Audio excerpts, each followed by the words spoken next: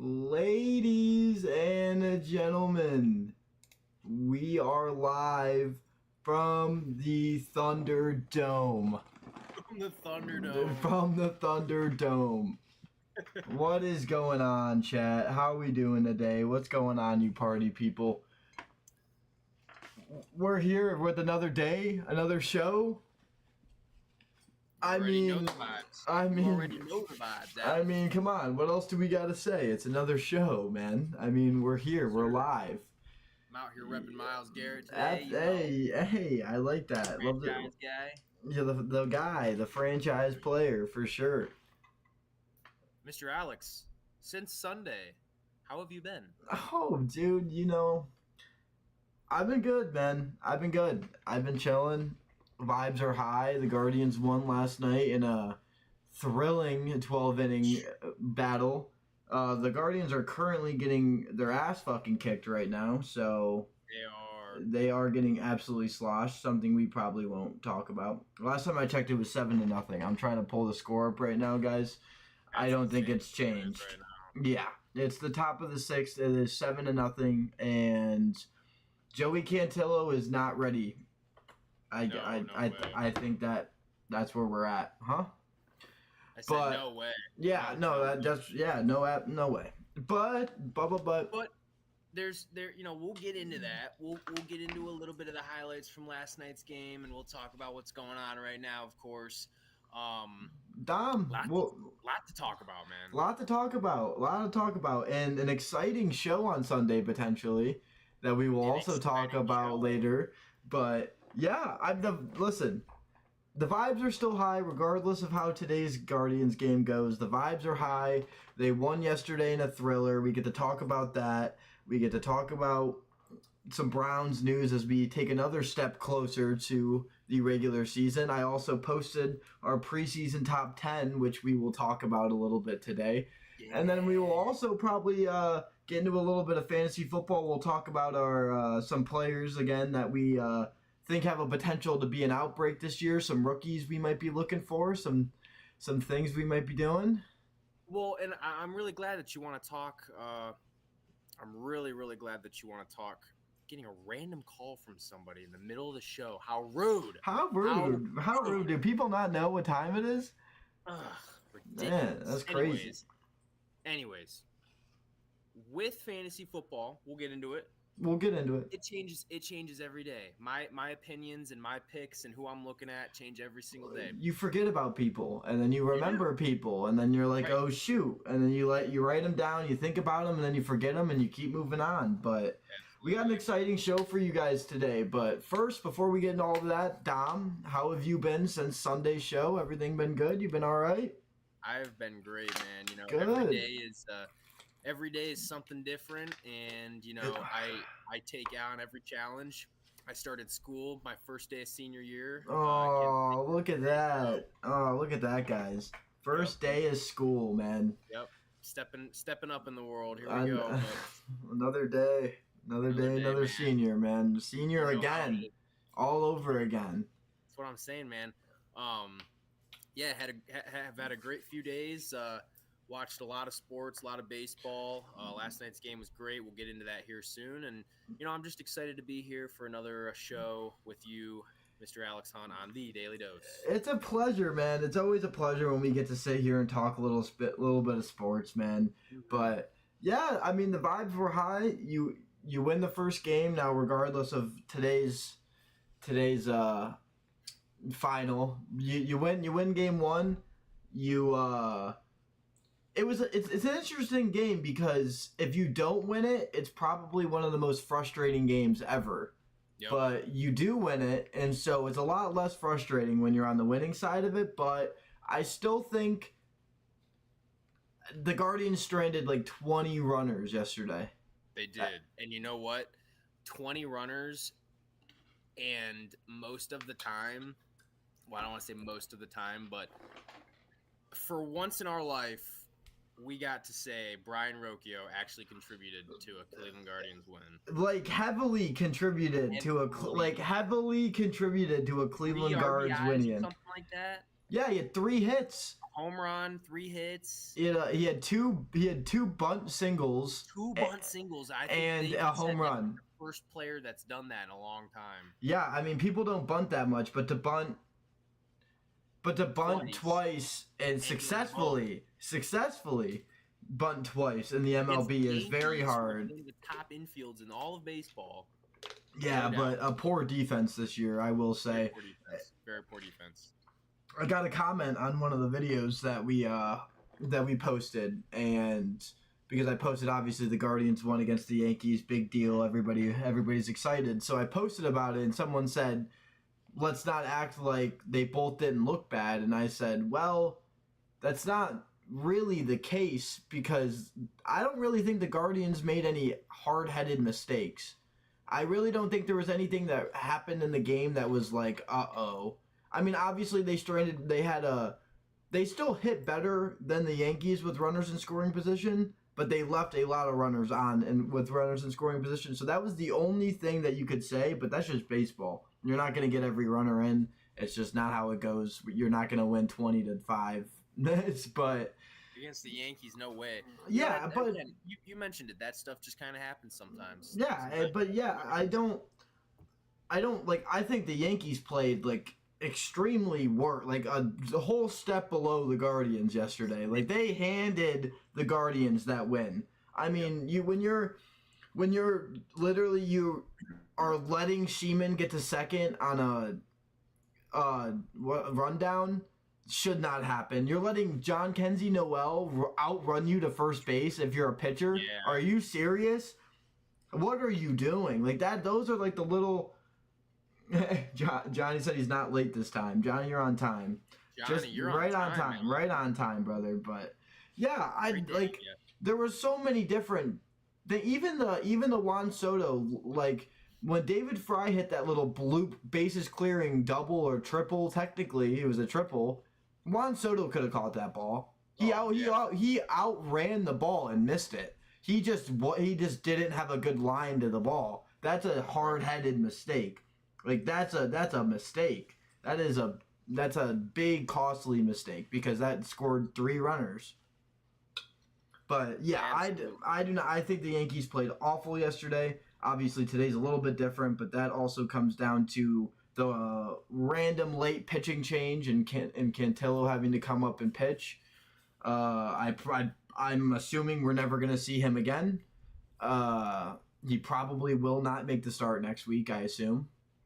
Definitely. I mean, you have to put like I would rather have Logan Allen in or someone like. Well, did you see they called up Anthony Gose? We may have even talked about that. We did say that they brought him up, but we didn't really talk about the fact of what that he could potentially see himself in that. What was I gonna say? Oh, the minor league playoffs are about to start soon. There's another sports show, Locked On Guardians, and they are going to the Lake County Captains game to go see Bazana play in the playoffs. Unless he gets a good game. Unless he for some reason gets called up. But we got 5 viewers in here, guys. What's going on? I see people are joining. What's going on, guys? How we doing? How are the vibes today? Are we doing good? We doing well? But nothing like starting the show off with a good amount of viewers. Yeah, we're climbing the numbers. I appreciate you guys. We're happy to be here. You already know it's a pleasure to talk some sports with you guys. But yeah, I mean, you hope Cobb obviously comes back. He's been pitching well, but it's looking like it's hopefully just going to be 2 starts. I heard apparently he spiked a curveball and they ripped off half his nail. They had to rip off half his nail. I don't know how you do that. I don't really know how that happens, but like that is what happened, guys. That is what happened. We did find out. Big time. It's like it's the same thing as the Trevor Bauer thing. We watched that happen with him. How do you cut your hand in the playoffs? You can't even pitch in the game because your hand is bleeding because you cut your hand open. It was dripping blood on that. I remember that. That was mid-playoff game. I'm pretty sure that was the World Series. A lot of people though, obviously you mentioned the Lake County Captains Playoff Series. That would be a good idea, man. That would be a good idea. But September 12th. September 12th. September 12th. They're going down. I'm probably gonna go down. They're potentially talking about doing a show. I might enter myself in as a co-host for the show for that. So if you guys want to tune in on Locked On Guardians, September 12th, there's a good chance that we're gonna be there chilling, vibing out. I might even make a little video out of it, something for the show. Do it. But yeah, we're getting to that time. Playoffs are coming around for the minor leagues. The systems are doing well, so I believe both the captains, it's Columbus and Lake County. Columbus is the Clippers. Sorry, both Clippers and captains. I do not know about the Rubber Ducks. Obviously, they're always in a weird spot because they gain and lose so many players all the time. Yep. But yeah, I mean, if the Rubber Ducks, we might see DeLauder. DeLauder's actually, he just went to AAA. He made his debut, so I mean, yeah. Hopefully they don't send up Travis Bazzana to AAA to get him out of the playoffs. Hopefully teams don't truly count playoff experience as anything crazy, but it's something nonetheless to talk about, something to look at, something to look forward to. And if he stays there and they play, that'd be awesome to go watch him play in the playoffs. It'd be great. But yeah, man, I mean, the young core for this team is looking good. There's a lot of questions on call-ups and people in AAA that people think should get their shot up in the big leagues for the rest of the season to try to see if the Guardians can get out of this little rut that they're in, where they randomly show up and randomly don't. And that's weird because we're playing a lefty today. We are playing a lefty. I was going to say earlier, a lot of people right now have been kind of comparing this last few weeks of the season to a pretty nasty roller coaster that you just went off of. It's been real highs like we've talked about, and some pretty low lows in terms of what we've seen from our lineup. And it's at the point where, you know, it's nearing the end of August, and we've kind of gotten through some of the gauntlet games, I would say. And, you know, a lot of division games still coming up. So I feel like those division series are going to be really big prove-it moments for a lot of the guys, especially a lot of the veterans on the team that are, you know, obviously trying to prove it to themselves and, you know, the fan base and ownership that, you know, even though their team, you know, might be going through a slump and some of the players might be kind of, you know, having iffy days out there more so than not, they're still able to go out there and produce, especially when the time matters the most. And, you know, when they're put out there and the brightest lights are shining on them, playing against teams like the Yankees, the Astros, whoever, even the Orioles, who knows, that American League East is looking pretty tough. We'll see who we end up playing, but at the end of the day, the Guardians need to continue to prove that they can play in the big games coming up here in October. 100%. And I don't. It's not a question. I really don't think it's a question of if they can. I just really think it's a consistency factor. Like we have seen them win series against big teams. We've seen them beat big teams, break down big teams. Like we have seen this all happen. We've watched it happen. They can do it. It's just, can they consistently do it? Now, I think the answer is yes, because it seems that when they get into these bigger matchups, they kind of know they're in bigger matchups and they kind of rise to the occasion a little bit. But the problem really comes down to, consistency. Like, is this team going to consistently be able to put together decent enough games to win? And not only to win, but to win a series against another really big, good team that has the same amount of weapons, if not more, than you do. And I kind of wiped today just because Cantillo is definitely not going to be a pitcher in October. Oh, yeah. So you kind of I looked at this game and I was like, you're just praying that the Guardians can gouge on the fact that they're playing a lefty pitcher and make this game competitive. Cantillo gave up 7 runs. You're not competitive giving up 7 runs. No. So And I Yeah, do want to say the Yankees are on a 3-game losing streak as well. Obviously, only one of those is to us, but when they start losing, more than just 2, and they're on their 3rd loss in a row, they're going to turn up the heat. They've got all the power in the world on that team. Especially, they're lucky. Obviously they're playing against Quintillo, but at the end of the day, they're the Yankees. They're the Bronx Bombers. They're going to produce. They're going to hit off you. One night or another. Last night they had a lot of good hits and some couple home runs there from Judge, and I believe Soto hit. Didn't they hit back-to-back home runs? They went back-to-back in the first inning, and Yeah. Matthew Boyd only gave up one other run besides that, which you will take any day of the week. He had another strong outing for your second time back in over a year, especially playing the Yankees. It's one of those things. It's he settled in for sure. He got himself going a little bit, and the bullpen finished out the game, showed why they're the best bullpen in the league again, which they are. And yeah, I mean, I'm looking down because I'm checking the score of the game again. Guardians, it's not changing. And I mean, to be fair, it's not like I'm expecting them to come back and win. I just am expecting them to show a little bit of fight at least. So I'm trying. Every time I look, David Fry is up. Every time I've looked, I looked earlier. David Fry was up. I check again. David Fry's up. David Fry's up. He's always up. So that's always good. Yeah, I mean, I did want to ask you a question as I just proceeded to not drop, but spill my water all over the place. Speaking of water, thanks for the reminder. Yeah, no, I'm definitely gonna let me finish asking my question. I'm gonna go get a towel because I definitely just spilled it everywhere. But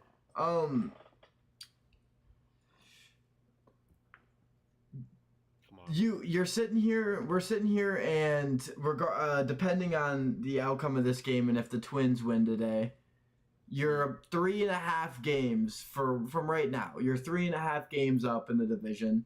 You have at least 1 series against the Twins and 2 against the Royals. Do the Guards make it through the gauntlet on top? Are they going to win the division? And this is, I want you to be as unbiased as you humanly can possibly be. Obviously, I know we're Cleveland fans till we die, so there's a little bit of bias no matter what. But if you're sitting here as an analyst of sports, you see this team,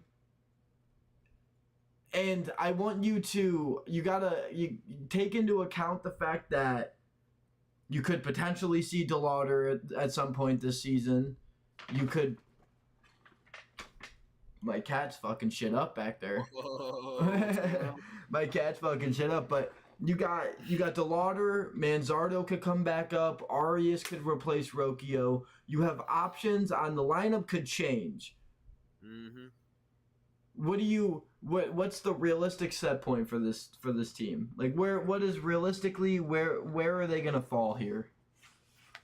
So, do you think the roller coaster rides them down, or do you think the roller coaster rides them up? Because at some point it's gonna take a direction. The roller coaster for me, I say it's gonna go pretty even. And it's either going to go up or it's going to go down real fast. And I don't want to say real fast as in like we're going to lose a crap ton of games or anything like that. I just think at this point with where we're at in the Central, we obviously are number 1. Only 3.5 games back are the Kansas City Royals and the Minnesota Twins. Both teams, we play the Twins on a 4-game series and we play the Royals in 2 series almost back-to-back, a 4-game series and a 3-game series. So those are 2 teams that those 3 series, so what's that? 11 games in total there. And you got to think about it. 8-3 or 9-2 or anything like that. We cannot we just can't give up any more than that to them. Yeah. Between the Twins having I don't know, I would say a decent season compared to what they did last year, obviously they're a little bit, I would say, lesser than they were. But obviously the Royals have had a total revival of their entire franchise just in 1 year. Yeah. So now that we're competing with those two, franchises that seemingly know, all right, we play the Guardians all the time, and we're so used to losing to them and taking losses. Now we have chances to take big series and kind of put them in the opposite seat this time. So with that being said, it's tough for me. It's tough for me to honestly say that they're going to win those 8 or 9 games. I feel like they'll probably only come away with 6, 7 if we're lucky. And from the rest of the way, you're playing teams like the Dodgers, the Rangers, the Pirates, the Rays, Cardinals, Reds, and Astros. And those teams right there, I mean, those are not the bottom of the pack teams that you saw earlier in the season. So Gauntlet, unfortunately, I think it's going to bring us really, really close to some of our division rivals here. A little bit too close for comfort. Yeah. Well, I mean, you're already too close for comfort. I mean, the fact that you were sitting like 12.5 games up, and you're 3.5 games up now, and it might even go down after today. Like, you're already too close for comfort, and that's why. I mean, I'm looking at it. You got 36 games left in the season. You have 30. My lucky number. You have 36 games left in the season right now. You have, I mean, you could count Pittsburgh, maybe St. Louis, and maybe your 2-game Cincinnati series are and I mean the Rays because they're tanking, maybe. I didn't mention the White Sox. We always have a hard time. Yeah, and that's why I say the White Sox isn't even really a gimme. But like the series you should win going forward, the series that you should win without a doubt going forward is Pittsburgh, Chicago, St. Louis, and Cincinnati. I mean, maybe. Like there's a maybe around like obviously like Tampa Bay. Like you have a 4-game against Tampa Bay. You should realistically win 3 of them. But we always stink against Tampa Bay. Well, I mean, we're at home. Dependent. Yeah, dependent. It is dependent, but honestly, like I'm not even just talking like in the last few seasons. For some reason, like no matter what, it's not like we just smoke the Rays. We always are. It's always a tough game. Always. The only good thing I will say is that all right, so I'm confident against Minnesota. Like they haven't proven to me that they can beat us. They're like we're 4-2 against them, 6-2 against them or something. Like I'm not really worried about the Twins. The Twins might win 1 or 2 of the 4 games, but I believe we'll either tie or beat them in the rest of them. Chicago, we should win 2 of 3. Kansas City, I still believe are slight frauds. Not that I'm saying that they're not good. I don't think. I think they're worse streaky than we are in the sense of when they streak out, and they just lose 13 of 15 all of a sudden. And I think that's going to come back around because they've been hot recently. The Twins have been the hottest team in baseball since the All-Star break. Yep. So that's scary, but it's a team you're still confident against.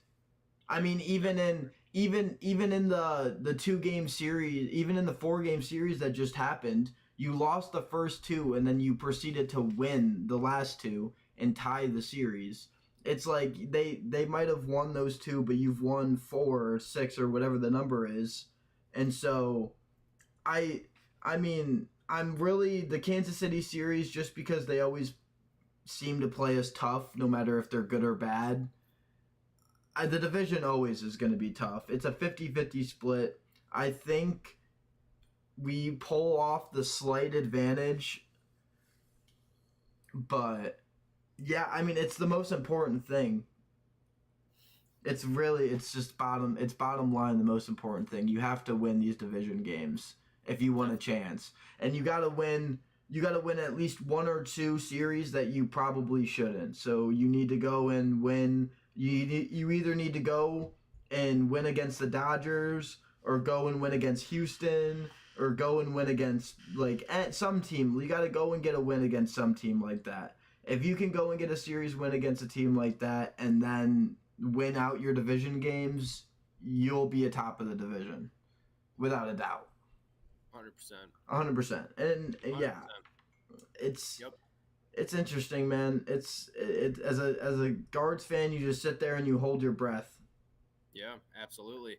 To finish the gauntlet, obviously if we win the division, great, awesome. Who are we going to be playing? Are we going to be the first seed? What's kind of the plan there?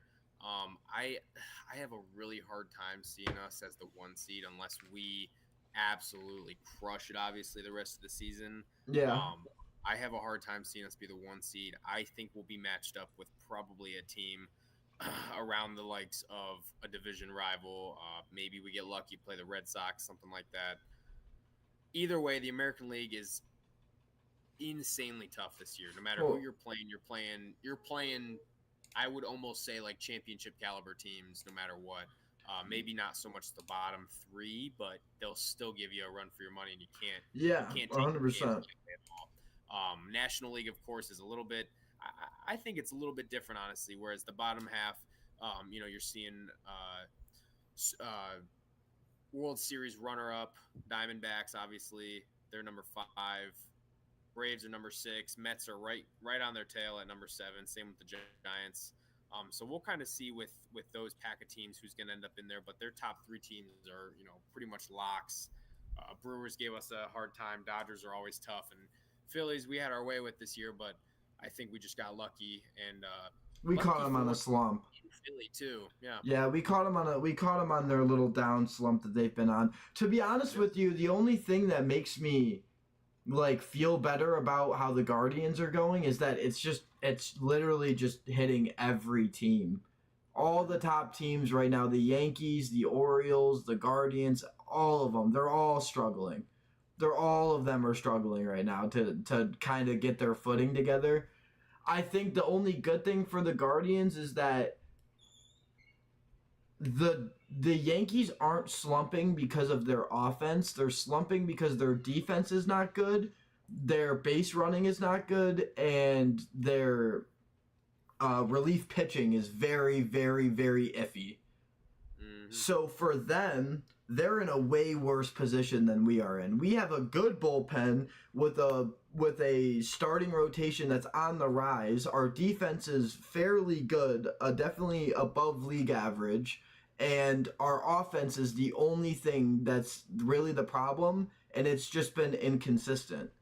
Now, the reason why I say that I feel more confident in that is that with the guys you have, like we have seen the up, we have seen the potential, and we have seen the down. Now, that this down that we're in right now, this little rut, is not going to last forever. It's just not. There's going to get a time where the offense starts turning again and everything's good.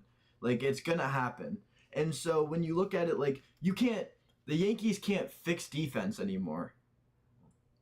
The Yankees can't fix base running issues. They can't fix defense issues. They can't fix their bullpen anymore because we can't trade. We can't do any of these things. And the Yankees are a team that they have decent prospects, but most of their prospects they either trade away to get named players for now, but their system is a very iffy ifs, ands, and buts. So that's a team that's looking at themselves like we needed to make more moves at the trade deadline. The Guardians are sitting here like we have young players and experienced players. We can mix and match. We know that like Manzardo and Angel Martinez and all these players, we know they can play. We know that they can come up and do something. So yes, we're streaking, but we can kind of plug and play and fix that. Like the teams like the team like the Yankees, they're sitting there like we better hope that our offense can carry the rest of our team because if not, then we're screwed. So that's why I'm sitting here. I feel like the Guardians still have a really good chance to be the number one seed, but in my opinion, the number one seed is either going to be the Guardians or a random. I mean, it's weird because if it's not the AL Central team, then it's going to be the AL East team because the Mariners and the Astros are fighting for third place at this point. They're kind of just stuck in a third place battle. Unless the Yankees, Guardians, and Orioles all tank for the rest of the season, one of those two divisions is going to have the top team. Now it just depends on which one of them has a hotter thing. Who wants it more? Yeah, and it could be the Twins, it could be the Royals, it could be the Guardians, it could be the Orioles, it could be the Yankees. Like you're between 5 teams that are all fighting for 1 and 2. Now to be fair, 1 and 2 both get buys. The only difference is you're either playing the worst of the one teams or the slightly better. But in my opinion, they're going to be the same caliber team. It's really just going to be a matchup. Who would you rather play based off of your team? And at that point, it's a luck of the draw anyway. We're gonna get stuck. We're gonna get stuck with I don't know. I mean, a series against the Royals or the Twins would be so cool. It'd be cool, but if it was the Twins, I would be fine. If it was the Royals, I'd be sitting there like, oh shit. Because the Royals just give me that young team that has nothing to lose and just is going to ball out. And, that's scary when it comes to the playoffs because nothing else matters. Whatever happened in the regular season does not mean anything. It is all about you made it. You now just entered a new season. Everything is wiped. Whatever, you could be the Cy Young Award. No one gives a fuck.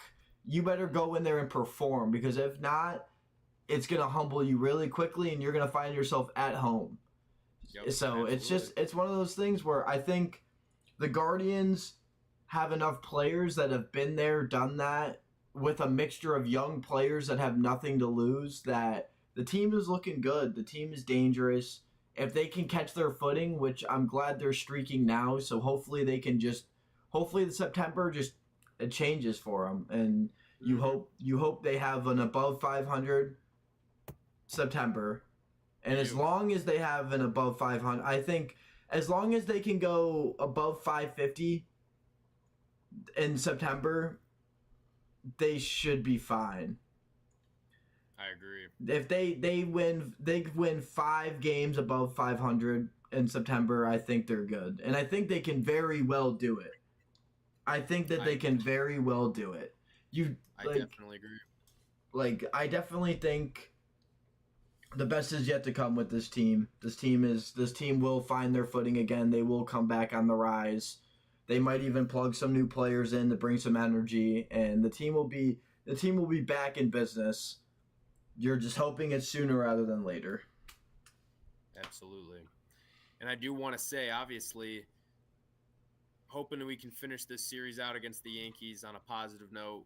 That'll be to be determined. Yeah, yes, 100%. You still have one more. You still have a chance to win the series. It's not like this game was. You wanted to win it. You were playing a lefty, but with Cantillo coming in, it was unfortunate. You kind of saw fate and destiny written in the stars on that one. It kind of reminds me of when Styx played the Yankees in the beginning of the year. Yeah. We knew that game was done.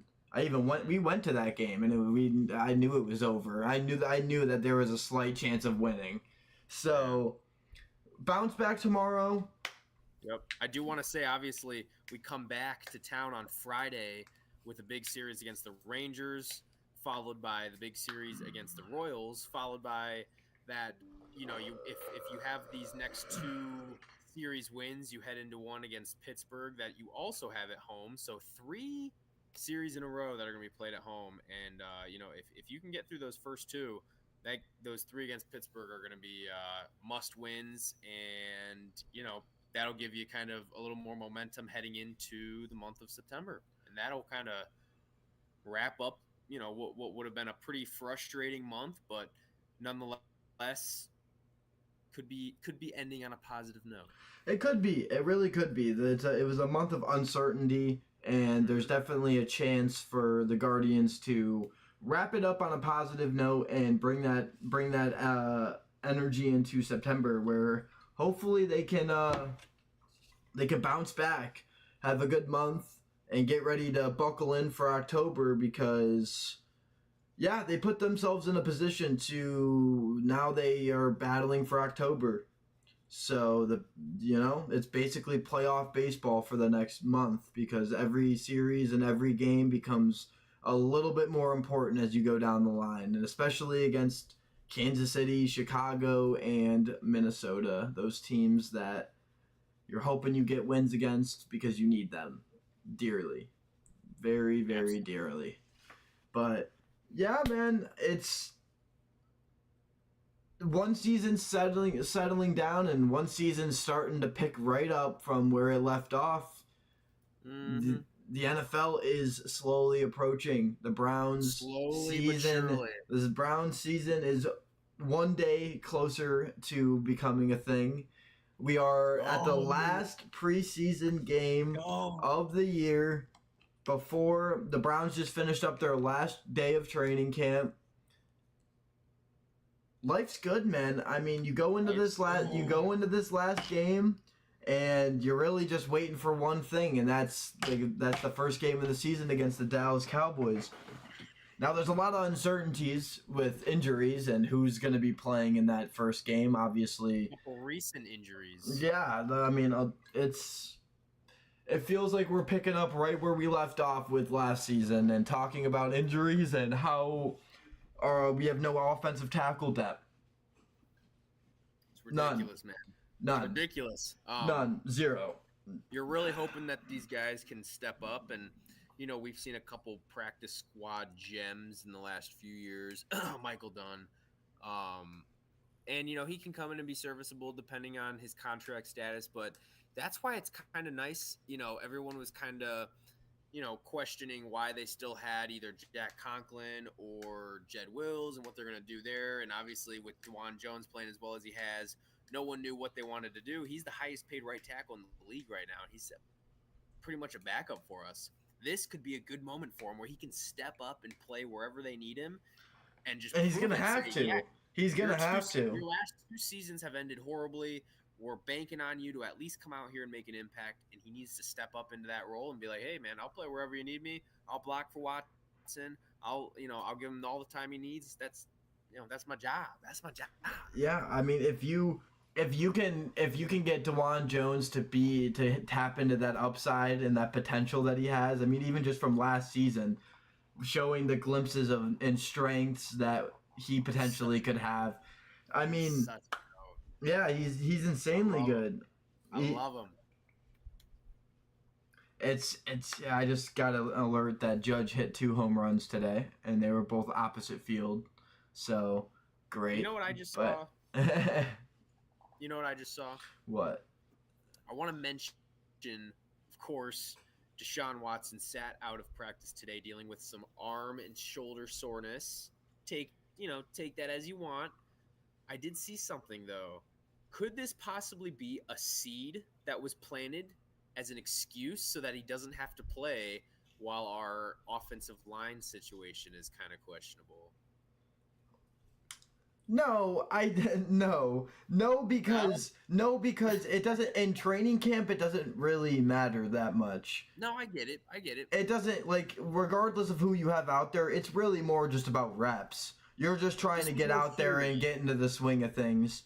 I don't think because you don't have an offensive line right now that you're just not gonna practice, because it's just practice is more. No, not practice. Play in this coming game this weekend because everybody wants to see him play in this game. If he's dealing with arm and shoulder soreness, they're gonna be like, well, sit him. We don't want him. Listen. If he is even sniffling the wrong way, you don't play him. You're talking about a dude that has not had a healthy season since he's been here, or been suspended. You're talking about a guy that you paid a lot of money to, and you need him to you need him to perform. You don't just like he's not just like it'd be nice to have him. Oh, when you have him, you're a lot better, but you don't need him. You need him. Right.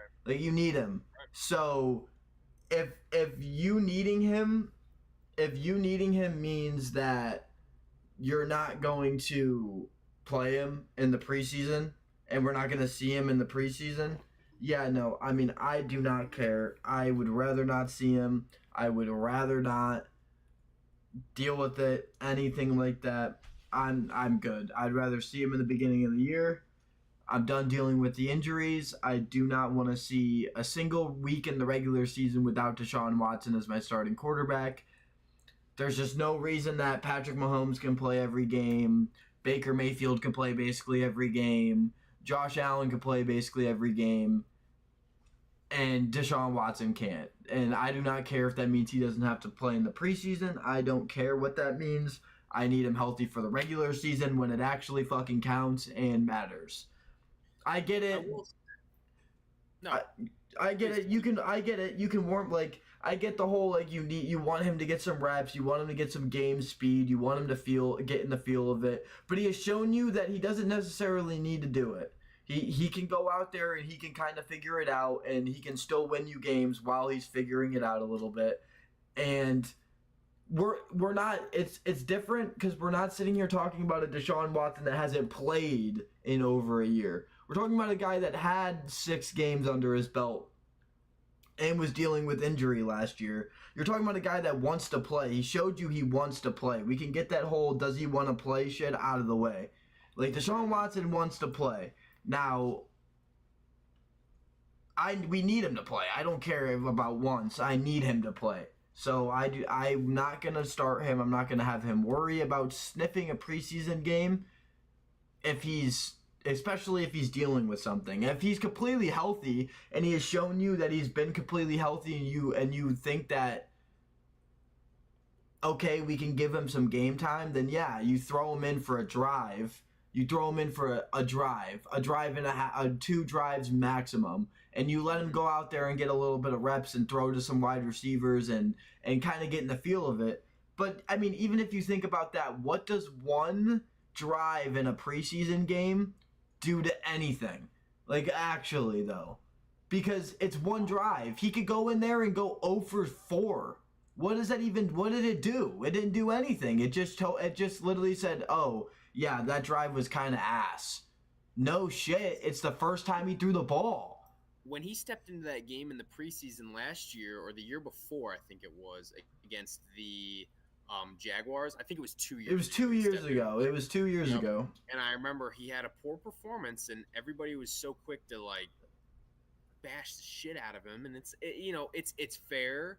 But at the same time, it's such a small sample size that you're judging him on based on what we've already witnessed with his whole, career here in Cleveland.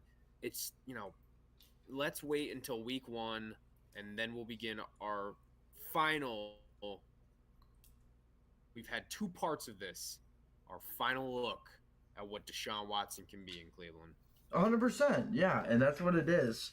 And that's why, I saw obviously that the Browns were open and talking to teams about trading DTR, Dorian Thompson-Robinson. The thing that I don't like about that is that if you're a Cleveland Browns, if you're the front office, you have a decision to make. Because at the end of the day, Deshaun Watson inked a 4-year deal. We are on year, 3? 3. Year 3. You have this year and the year after, and then you either have to re-sign him, which he's getting older, not to say that it's affecting him or anything, but it's something you're going to have to start worrying about, especially for the type of quarterback that he is. It's something that you have to start worrying about. You have backups, but Jameis Winston is not your long-term backup. Famous Jameis. And neither is Huntley, to be fair. No, neither is Huntley. DTR is really your only guy that you're sitting there and you're like, could he pull a Jordan Love and sit behind Deshaun Watson for 3 years and Huntley and Jameis, all these quarterbacks that can move, that can throw, that can run? Does he sit behind them, learn, and then in 2 years from now, when Deshaun Watson's contract's coming up, do you just have a mini Deshaun Watson who is ready to go and ready to ball out, who has seen how to win?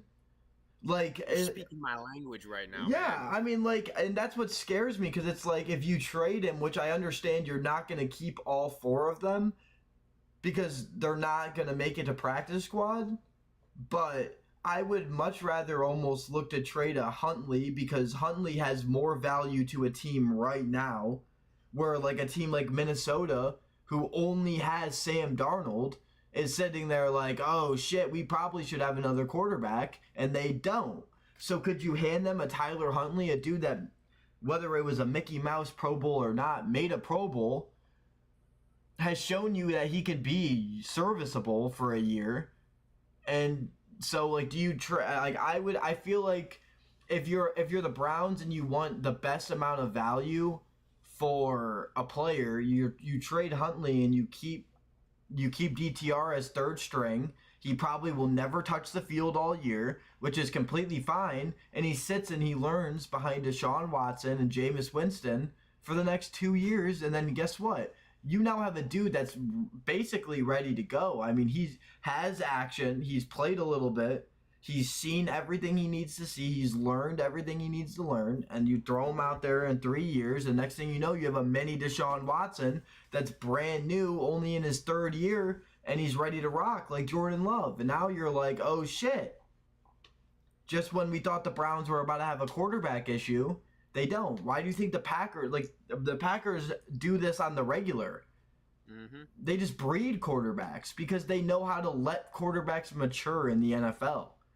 Like they don't take the outlier that's gonna come in off a rookie and become a stud.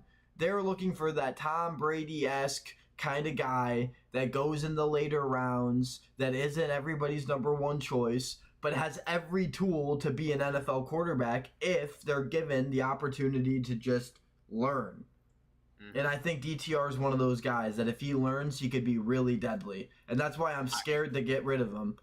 I totally agree. And you know what? I also think, obviously, you mentioned him sitting and comparing him to Jordan Love and sitting behind Deshaun Watson for however many years, 3 years. This will be his 2nd year.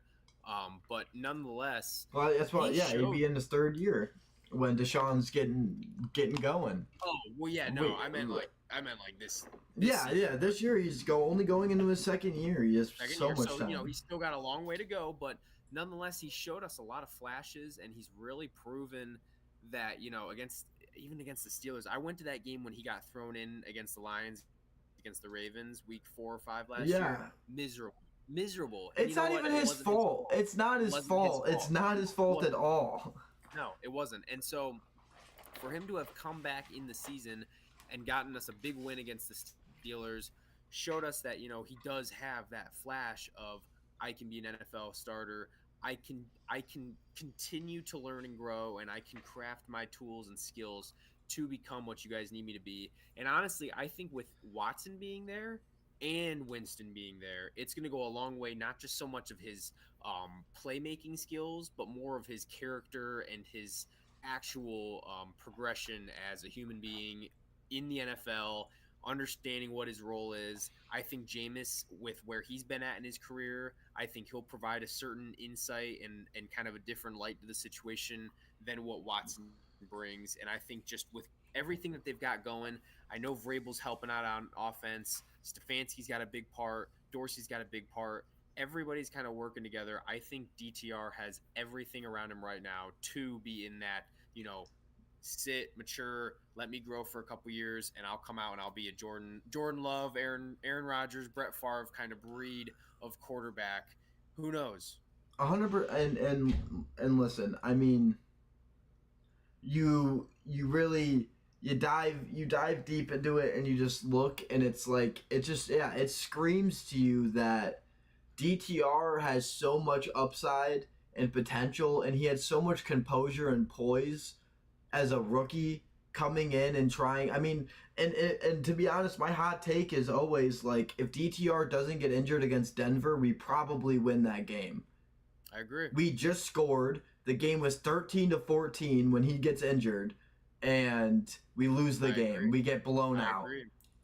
DTR was 1,000%, like, I believe wholeheartedly he was going to bring us to a win. That was on my 21st birthday. I was watching that whole thing happen. I remember him getting injured, and I was just like, we would have won this game if we would have won this game, and that sucks. Absolutely. But I trusted DTR. There was, after that Pittsburgh game, you trusted him.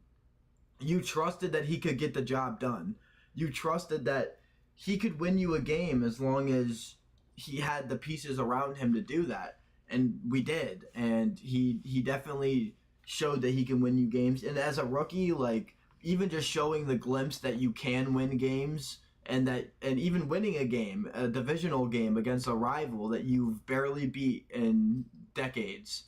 Like, yeah, it's big. That's big stuff that I really hope that whole thing was just them trying to see what they could get, trying to see the value that he has, trying to see maybe, like, because obviously the Browns are pushing for a right now attitude. So if that means giving up a DTR, if you have to do it to win now, then, like, it's something that the Browns are trying to shop for right now. They're trying to see if that's something they can do.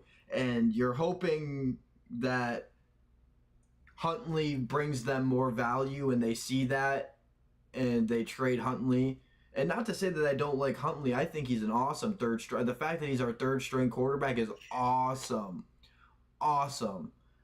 But I would rather have DTR at his point in his career and where he is and where he could be than Tyler Huntley, because we know what Tyler Huntley is, and he is a serviceable guy, a guy that you could use for a year to win you games, to maybe make the playoffs as a wild card team, but he's not going to win you a Super Bowl. He's not going to be your franchise guy, and DTR has the potential to be your franchise guy. So I think the Browns should think long term when it comes to DTR and not short term.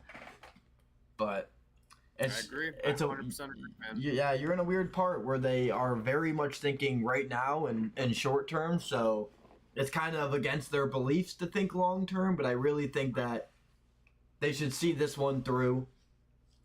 And we'll see. Obviously, nothing's happened. It's not official. The Browns are going to have to get rid of one of their quarterbacks at some point in time. So we'll see. It's interesting because, well, this is, again, you're talking short term and long term, and this might be a little more long term, but in the next few years, we have our first round picks back.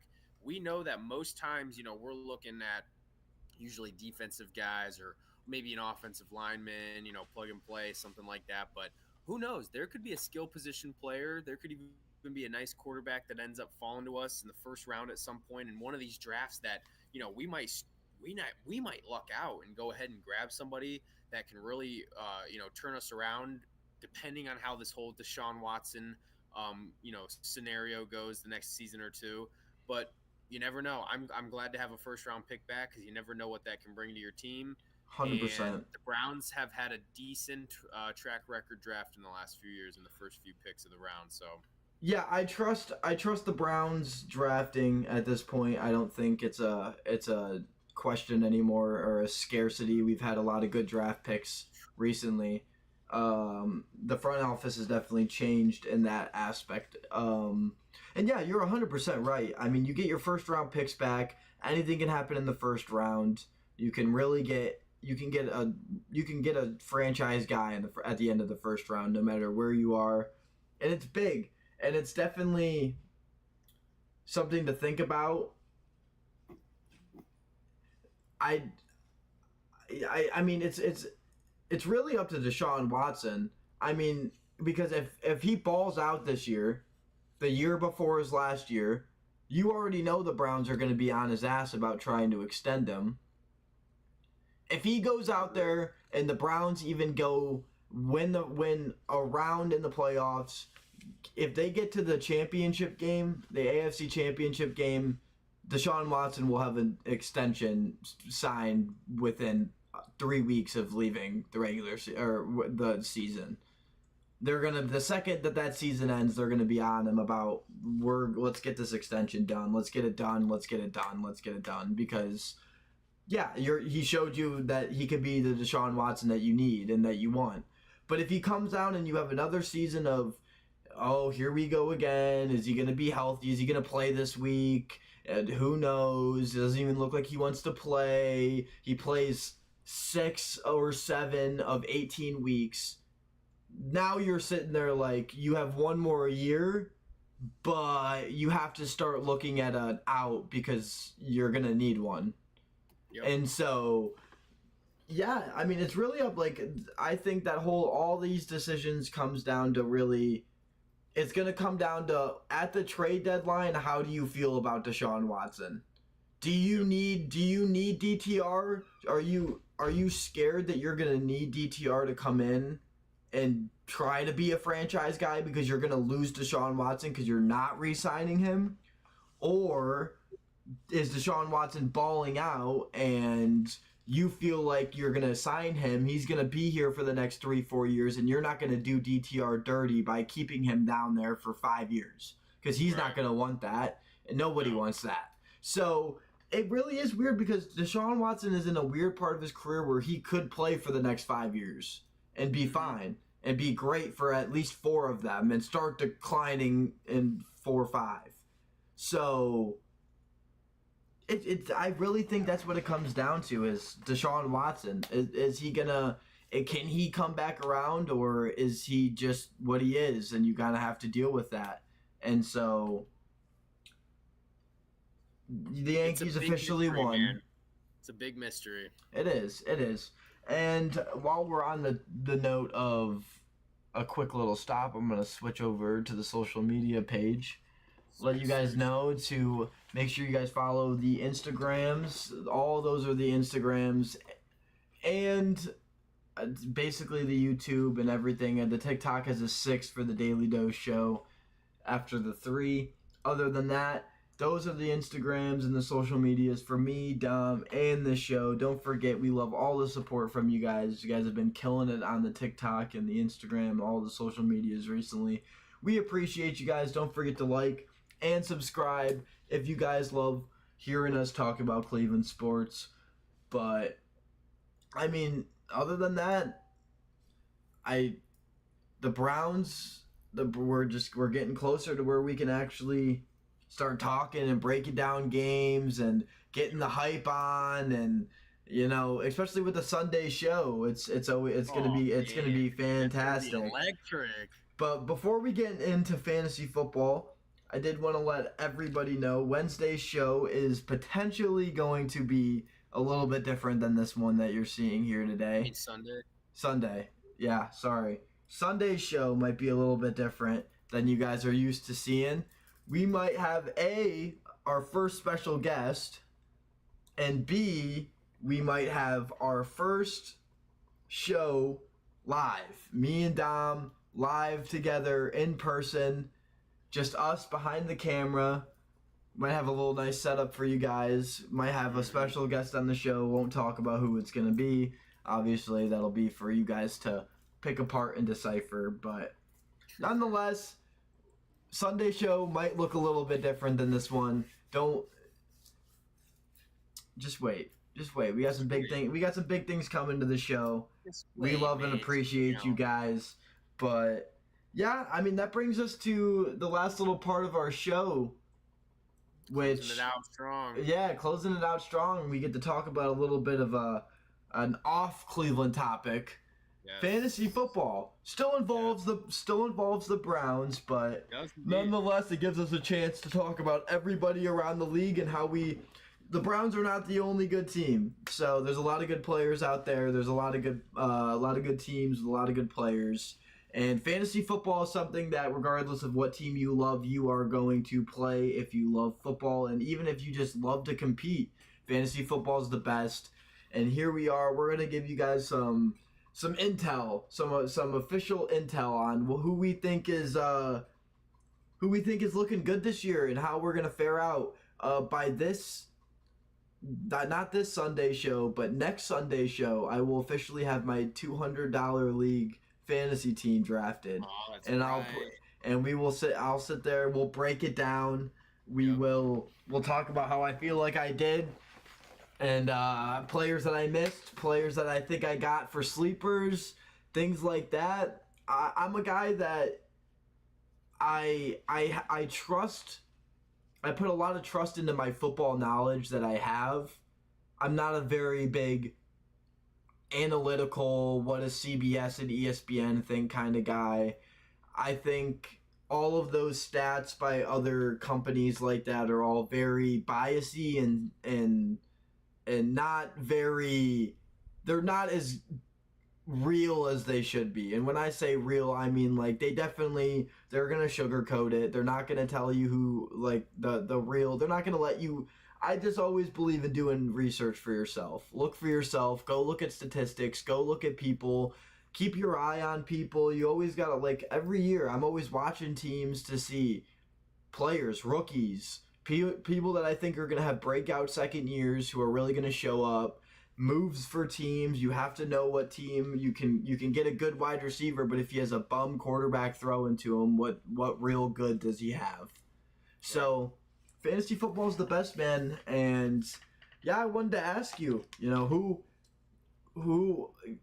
are your, not your sleepers, but who are the players that you're going to be eyeing going into rounds? We'll say 2 through 5, 2 through 6. The rounds where you really get your big names. Who are you looking for? Who are those players that people might forget about that you think are gonna be big time shooters this year? So honestly, one player has really stood out to me, and I keep forgetting about him. And as I think about quarterbacks, and I'm like, man, blah blah blah, stressing about wanting to get a top quarterback and this and that. One guy that I think might really, really have a good season this year and be one of the top fantasy quarterbacks is Jordan Love. One guy we've talked about a lot lately. I have for a weird reason, I just can't ever get myself to hate the Packers. Mm-hmm. So I like Jordan Love, man. I think he's got the good mixture of the cocky, humble, the kind of more quiet guy who just balls out. I mean, his throw is just the fact that he learned the Aaron Rodgers little back foot flick throw it's just dirty. It's ridiculous. The throws he can make, the arm strength that he actually has, the fact that he took that young wide receiver core to such high heights. I mean, he's just a leader of men. He is a great leader of men, and I think the Packers just do such a good job at breeding quarterbacks that Jordan Love was just gifted success. Really, I mean, when you're just sitting behind Aaron Rodgers, watching him just throw darts and beautiful throws consistently in practice and training camp and season, I mean, it's kind of hard to just not look at that and learn and just be like, I want to be just like him. And so yeah, I think Jordan Love's I think he has a lot of high upside. I think he's going to be a player that goes a little earlier than people expect this year, just because I think he's a very notable person who's gonna go higher than he did last year. I like Jordan Love a lot. And to keep it on quarterbacks, the other quarterback that I think has a lot of fantasy upside, with health dependency, if they can actually keep him healthy, is Anthony Richardson. Yep. A guy that had a really good first half of the season and then got injured and obviously was out for the rest of the season. But I picked him up in one of my leagues, and he was a 20-point plus guy every week. He's a guy that can run. He's a guy that can throw. He's going to throw you some touchdowns. He's going to run you touchdowns. He's like Josh Allen. He's really good, and the Colts are a solid team. So I think if Anthony Richardson can stay healthy, he is a quarterback to look for just for rushing yards, rushing touchdowns, passing yards, passing touchdowns. He can do it all. He has weapons. If he can stay healthy, Anthony Richardson is going to be a top 5 to 7 quarterback in fantasy this year. I agree. Another player, well, more of like a group of players, honestly. Um, the situation in Houston between Nico Collins, Stephon Diggs, and Tank Dell, I think that's an interesting trio of receivers there that, it's going to be tough depending on if you have all three there to choose from, if you've got, maybe even Nico and Tank left, or I don't know, man. I mean, if you've got the three of those guys, who are you most comfortable with drafting this year after we've seen a really, really big year out of Nico Collins in terms of his fantasy production, but also, another steady but disappointing year, I would say, out of Stephon Diggs. Stephon Diggs, we're finally starting to see the fact that the guy is finally becoming human. Stephon Diggs went on a 5-year run of being non-human. Mm-hmm. I mean, the dude was a tank. His route running is just insane. His footwork is insane. His ability to catch is insane. But last year we finally saw a little bit of age and just being a wide receiver and getting hit and starting to catch up to him a little bit. Now, do I think that takes away from him being a great route runner? No. You will never lose the ability to run clean routes. Mm-mm. I just think that a player like Tank Dell or Nico Collins that's younger and fits in with that whole young vibe of CJ Stroud, who's also very young. I think Stephon Diggs is going to start to fill in that route of just, I need to get a first down. I'm going to look for a 6-yard route from Stephon Diggs. Yep. I think he's going to lose his deep yardage. They're not going to send him in on as many deep routes. You have Tank Dell and you have Nico Collins for that. I think he's going to be a lot more. He might even find himself in a slot position where he's like Jarvis Landry, where he's running 6-yard, 10-yard routes, maybe 15-yard routes, longer routes that develop a little bit slower, that are more lenient on route running ability, and they're just going to let the young guys run because they can and because they're young. And so if I'm sitting there with all three of them on a decision, I think I look at Nico Collins and I look at Tank Dell. I see who's available and I pick one. And that's really just an opinion on whoever you think is going to have a better season. I really don't know. I think the problem with that team is going to become too much offense and who's going to get the ball, because CJ Stroud is not throwing 3 touchdowns a game. He's not going to get a touchdown to every one of them a game. So you're just, who out of the 3 do you really think is going to get the most touchdowns and yards? Because I just think one of them's going to grab the ropes and run with it. And now whether Tank Dell and Nico Collins had a fluke and they start digressing and Stephon Diggs is just like, hey, I'm still that guy, then maybe Stephon Diggs has a great year. But I think unless both of them just completely hit the fan, one of the 2 young guys will be the wide receiver 1. And Stephon Diggs might find himself in a slot position by the end of the year, to be honest with you. That's kind of my opinion on it. That's kind of how I see it going. And yeah, with that situation, especially because they have Dalton Schultz. Like, they have a good tight end too. They have a great tight end. So like, he's gonna get a lot of short routes, and I need a first down, and like so you're looking at a team that has so many weapons, especially adding Joe Mixon and stuff. They're gonna have to figure out, like, there's gonna have to be some kind of balance. And to be fair, it all goes on CJ Stroud. If he has a sophomore slump, this team becomes irrelevant. Yep. If he has a great season, this team is gonna be top 3 in the league. Yep. Like, so it's when I think Houston is like a scary little area where I'm not going to sit here and say don't draft a Texans wide receiver, because they all have really high upside. It's just you're picking a straw out of a hat. Yep. Because I don't think anybody knows who's going to be that wide receiver 1. Right.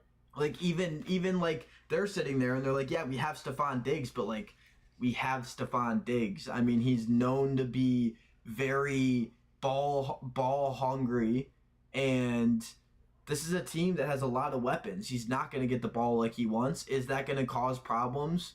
Who knows? Who knows? Who knows? So yeah, I think Texans receivers are an interesting game. That, I mean, if you can get him at a steal, I would, but I would just remember that it's a week to week. Mm-hmm. Very week to week. 100%. Yeah, and that takes my two biggest positions. Obviously, I want to mention the running back position. A couple big names. I know we talked through a couple of them. But it's interesting to me how this year, there's not really, besides McCaffrey, you could make an argument for, top 3, 4, 5 running backs even. In years past, we've seen it be in McCaffrey, Derrick Henry, Nick Chubb, obviously Saquon Barkley, and Jonathan Taylor. But all these guys now are kind of in very different situations, dealing with whether it's injuries, relocation, obviously just their overall health and presence on the team. Whereas McCaffrey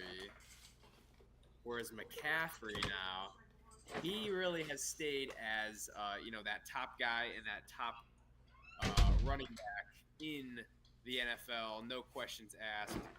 Besides that, there's a lot of guys. Honestly, I'm looking at the list right now, and top 20 maybe even top 25 guys, you could make an argument for. Go down the list.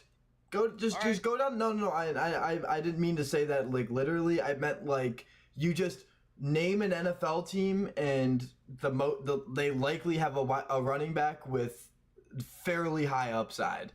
At least like 24 to 25 of the teams. That's what I'm saying. Like you have, and sometimes you even have teams that have 2 options on running backs. I mean, so you're looking at a running back but a running back group in and of itself. That, yeah, I mean, I think unless you have like the top 3 picks in the draft, it does not matter who you pick. Like you can get a guy like Kenneth Walker. You can get a guy like Nick Chubb at a discount this year. You can get like the Saquon's on a new team. What are you gonna do about that information? Like you have so many that you have the 2 running backs in Miami who had great years last year. You have Derrick Henry on the Ravens. Like you have Bijan on the Falcons. You got like every team. You just keep going. Alvin Kamara on the Saints. You just keep going down the line, and you're like cooking and cooking and cooking and cooking and cooking, and it's just, and especially like you even got young guys and rookies and things that are going to be coming in where you don't even know where they land. They could come out and you could have a rookie end up being in the top 10. Now this year it's a little different. You don't really have that Bijan Robinson-esque running back this year. I mean, Blake Corum was obviously a good look, but I think he's more of a developmental piece, someone that you hope can kind of fit into a scheme, mold into a scheme for sure. But yeah, I mean, you're right, dude. Running back, I've been trying to think of players, but it's hard because I don't know if Bijan is even going to be as good as he was last year because he had a great year. Is he really going to get any better? Like, is he really going to do any better? Are they going to feed him anymore now that they have Kirk Cousins and they can throw the ball more? Are they going to lean on the run game as much? Like, you have they have Tyler Algier, who's also sitting there. I think they still have him unless he left out. But yeah, I mean, you even have the Washington football team has Eckler. Underrated signing. Like they have Eckler and they have Brian Robinson. Brian Robinson had a great year last year. That's a team that might not even be good, but has potential to have 2 running backs that could be top 20. Absolutely. So it's a year where who knows? I mean, you hope that you draft the running back that ends up being in the top 10. That's really that's really it. Like DeAndre Swift, you have like all these other players. I mean, even I think maybe Jahmyr Gibbs would probably be your best look at a running back that will probably be way better than they were last year. because he just didn't play as much as he should have. So I think Jahmyr Gibbs is a player to look at if you're looking at running backs, in my opinion. He's one of the only ones that I would even think that would be a sleeper. I think he'll fall just because of how big depth the running back depth is, but he has a potential to be a top 10 running back if he can consistently play. But the problem is they have DeAndre Swift, so what the fuck are they going to do about that? Because DeAndre Swift is a top 10 running back in the league as well. So plenty of running backs to go around. But yeah, I think that what do you want to tight end? Maybe tight end. I mean, the only thing I would mention is that I think honestly David Njoku is a top tight end in this year's league. He will be top 5 in most leagues this year. I think no matter what, no matter who's playing quarterback, I think that Njoku needs to be a top pick this year. Not top pick, but top 5 tight end that you're top looking at. Top 5 to top 3. I mean, top 3 gets scary a little bit because you have Laporta, you have Hawkinson, you have these players that have consistently done it for years. But I mean, if Njoku even taps into any part of last year, you're looking at a men amongst boys. So I would look David Njoku. I think I would not get Kel. I wouldn't. Interesting. 100%. I might get a lot of targets in Dallas with the CD. I think I would buy low on Travis Kelce. I would not pick him I would not pick him as a top 5 tight end. I don't even know if I'm picking him at top 10. I might just because he's consistent. But you're talking about a team that got way better offensively, got more wide receiver depth, they have good running backs.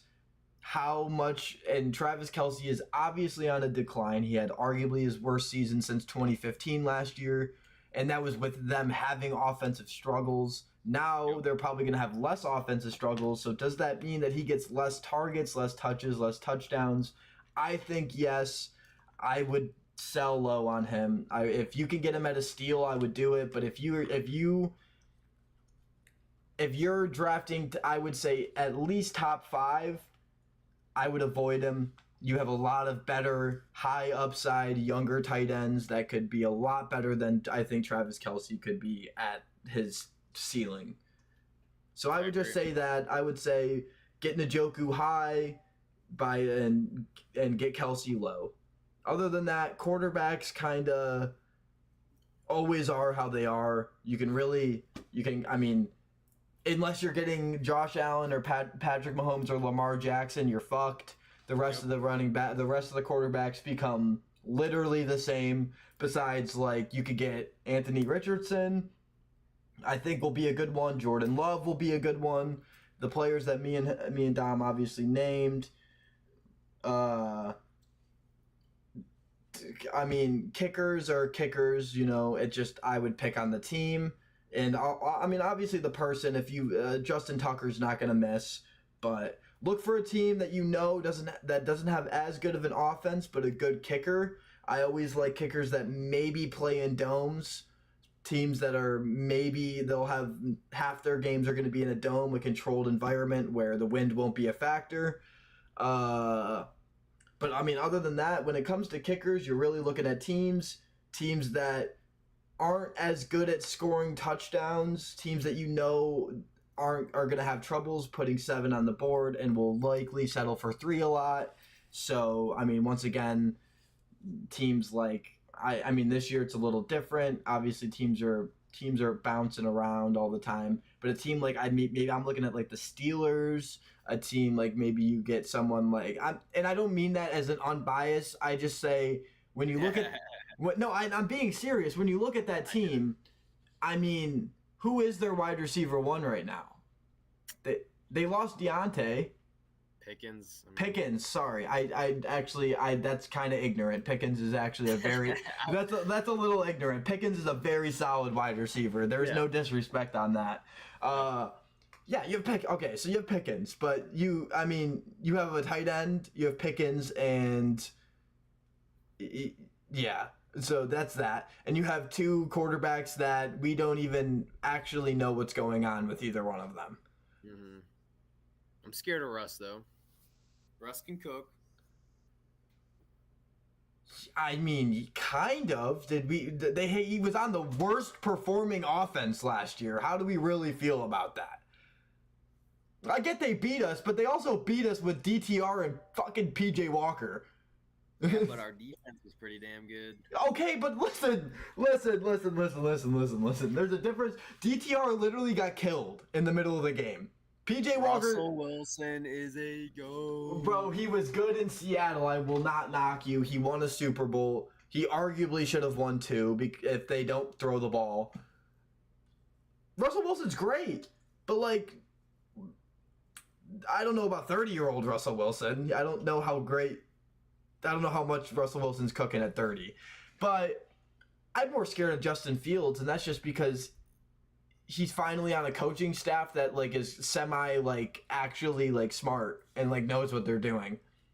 Because the Bears, Caleb Williams is cool and all. They are a shit show. The Bears are a shit show. They legitimately they said, fuck this rebuild process.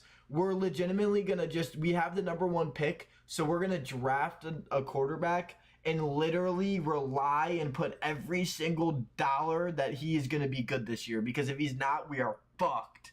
We are screwed. If Caleb Williams has a half of a terrible season, it's over. The team is screwed. They set themselves up for failure. They didn't think about the future. They bought for right now with a rookie quarterback. It is absolutely absurd. And that's just the difference between like the Bears and the Browns even. The Browns have been shit on for so long, but even when Baker was around, they were just building for the future. And it just so happened that it clicked. The Bears are literally banking on the present, and if it does not pan out, then they are screwed. I agree, man. Because I really think that Justin Fields and Marvin Harrison would have been a completely fine situation. Would have been nasty. They could have even still got fucking Keenan Allen and then they would have had Marvin Harrison and Keenan Allen and Justin Fields. And they still would have had another draft pick to use. And they wouldn't have got Rome. They could have got an offensive tackle. They could have got a defensive tackle, or an edge rusher, which they wanted. They're lucky they got. They're lucky they. I mean, they could have had Jalen Carter. They could have had so many different players, but they decided to go quarterback, wide receiver, instead of keeping the quarterback and getting a wide receiver and then getting a different player that can help you in any other part of the ball. Because other than that, they didn't do shit. They did not assure their defense at all, and they didn't assure their offensive line at all. And their offensive line killed Justin Fields. So how do you ever think to yourself that it's just going to magically change with a different dude who's also a rookie and has been playing behind one of the best offensive lines and on one of the best teams in the country in college? No shit. Like that's what I'm saying. Last year they lost 4 games that they shouldn't have lost, and the dude was crying in the stands with his mom. Like, bro, grow up. What are we doing? You're talking about you want to avoid paying taxes, so you're asking the NFL to give you your paycheck through your business? Bro, who the fuck are you? Who are you, bro? Especially the things when they're like that he wanted stock in the company that drafted him? Fuck you, dude. Like, who the fuck are you? You haven't played a down in our company. You have lived your whole life wanting to join our company, and you're telling me now you think you're some fucking big shot? You think you're this some guy now? You think you're him? Because a couple analysts and a couple draft experts said, oh, he's the guy. Fuck you. I don't give a fuck. Aaron Rodgers tried to do that shit after he won a Super Bowl and after he won an MVP, and the NFL still told him to go fuck himself. What made you think that some rookie was going to come in and just start changing the NFL? Get the fuck out of here. Go paint your nails and be on the cover of Vixen. Get the fuck out of here, bro. I'm sick of that shit. That corny ass motherfucker. See, I swear to God, I'm so glad he went to the Bears. Fuck the Bears and fuck Caleb Williams. I'm all good, bro. I'm cool. He's going to be throwing dimes all season, so you better get used to it. He sucks! Watch him play last year. He gave up on his fucking team. I don't give a fuck. You're talking about a dude that can't even show up for the last game of the season because he sold the bag and lost.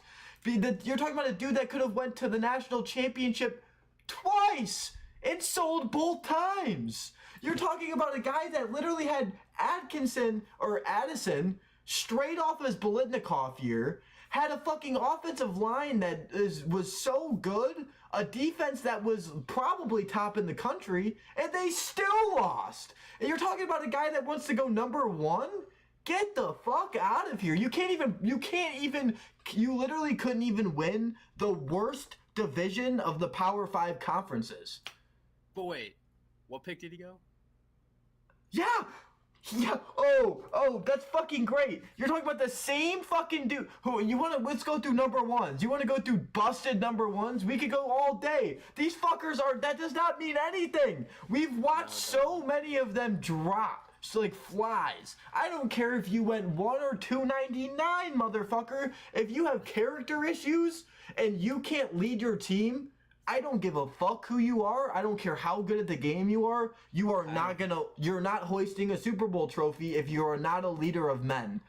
I agree. You're not a leader of men. When you're crying on the sideline after losing with your mother and you can't talk to media and you can't fucking pick your head up and lead your fucking men, when you give up on your team, fuck that. Why do I want you on, like, if the Bears even go, like, you're basically telling me that if the Bears have a year where they're not in the playoffs, maybe they're going to start tanking to get a better draft pick. You're telling me Caleb Williams is just going to go fuck himself? He's just not going to show up? Like, he's just going to start painting his fucking nails and talking to the media like he's a hotshot? Like, they were getting to the actual good part of their season and he was too busy talking to fucking draft analysts that he couldn't even finish the fucking football season ahead of him. Oh yeah, bro. Why? Like are you that can you lose focus and composure that fast that you just all of a sudden disappear off the map? Like if last year they lost 3 games, they almost lost to Colorado. Like what the fuck are they doing? Like what? When? Where the fuck? What the fuck happened? Lincoln Riley went to fucking USC to make it a national championship contender, and they have Caleb Williams painting his fucking nails, losing 4 games in a season against 4 fucking bum-ass, stupid-ass teams. You lost to Bo Nix twice! How do you lose to Bo Nix twice? Bro, Bo Nix. He's good. He played for 6 fucking years. There's a reason he didn't get drafted after 3. There's a reason he didn't get drafted after 4. There's a reason he didn't get drafted after 5. There's sure as shit a reason why they forced him to go to the draft at 6 and he still got picked last in his fucking draft class. Listen, Bo Nix I think he actually has the most potential to be like a serviceable backup. But like, bro, I'm sorry. I will always be hard on rookies because you're talking about the fact that the Browns got scolded for picking Baker Mayfield first and how Josh Allen and how Sam Darnold was the guy everybody wanted. Sam Darnold was when all the first boards came out, Sam Darnold was the guy. He was the fuck. I don't give a fuck. We had Cody Kessler come out of USC. Get the fuck out of here, USC. US fucking, we suck cock, maybe. University. Kessler started most of that season for us. Yeah, and he fucking sucked. Went like 0 for 11. I don't know.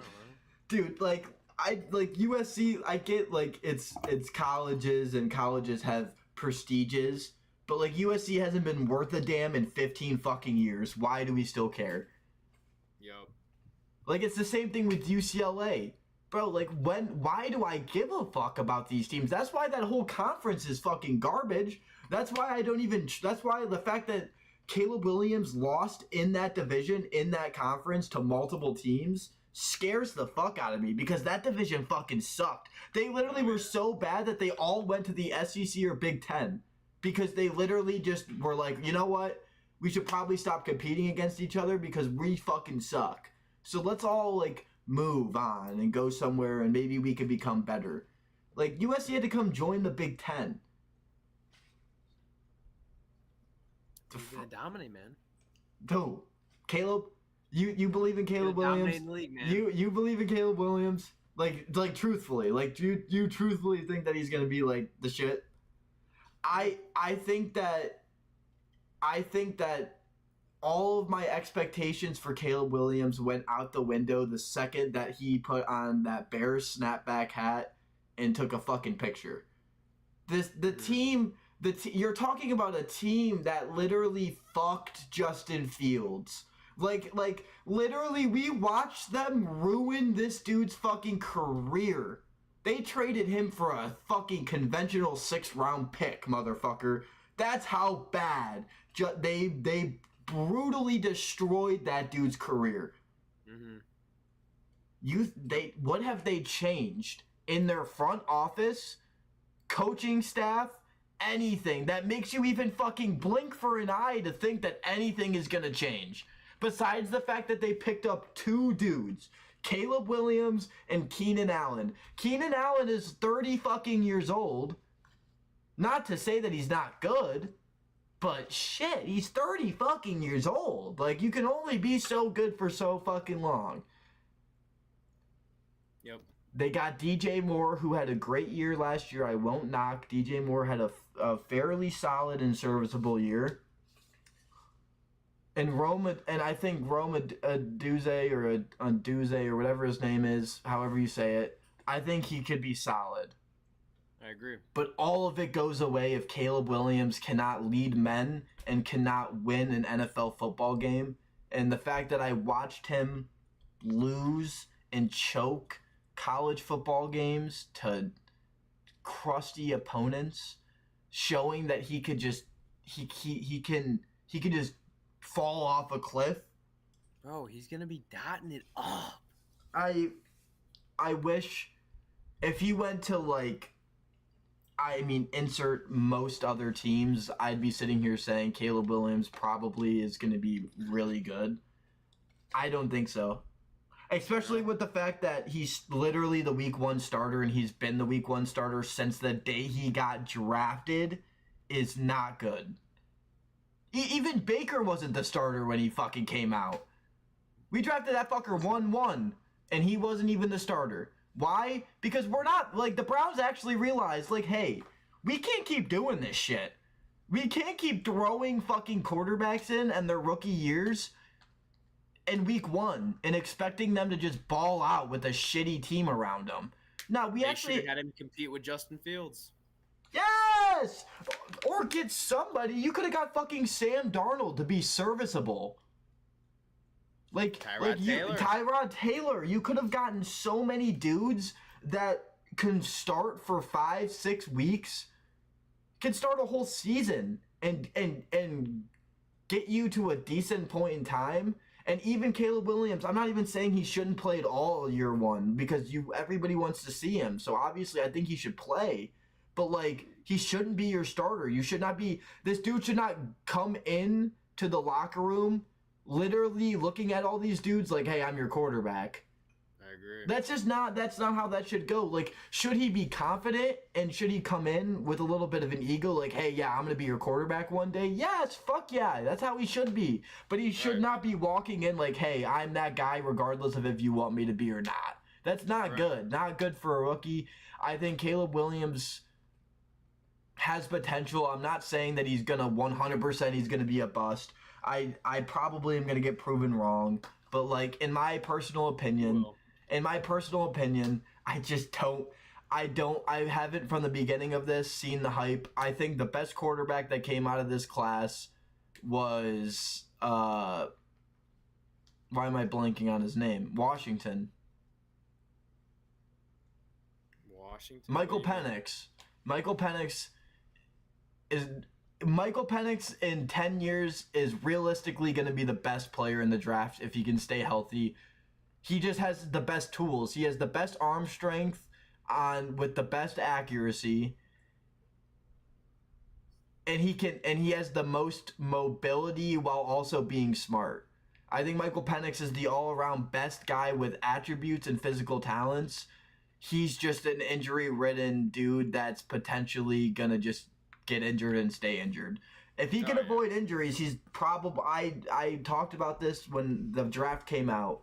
Like, if I was the Bears, like, I would like my high decision would be pick Michael Penix, fuck the rest of the league, and keep Justin Fields and let Michael Penix chill out for like a year and a half. Keep him healthy, let him learn a little bit. That dude just has raw talent. His arm strength, his fucking arm slot, his accuracy, it's just so good.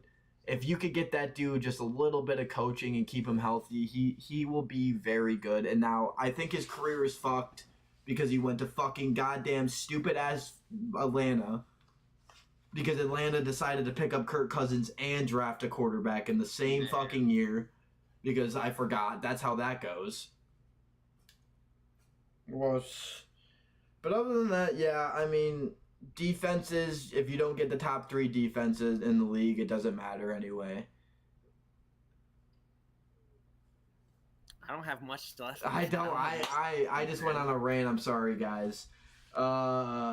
We appreciate y'all. I'm assuming that this is going to do it for us. The show has been great. We love you guys. We appreciate all the support. Don't forget to like and subscribe. Don't forget to go check out all the social medias, especially the TikTok. It's been blowing up recently. We post all the good content on TikTok. Don't forget Sunday show live, 8 o'clock. Might look a little bit different this time. Make sure you guys tune in. We love and appreciate every single one of you. Good night, Johnny. I see you just typing in. Johnny. Have a great night. We love you guys. We appreciate you guys. Potential special guests next show. Potential different look a little bit next show. We'll see. Other than that, it's been the Daily Dose Show. It has been your co-host, Alex and Dom. We appreciate you guys. We love you guys. You guys have a great rest of your night. Enjoy the rest of the week. Go Guards. Go Browns. Go Cavs. Go Cleveland.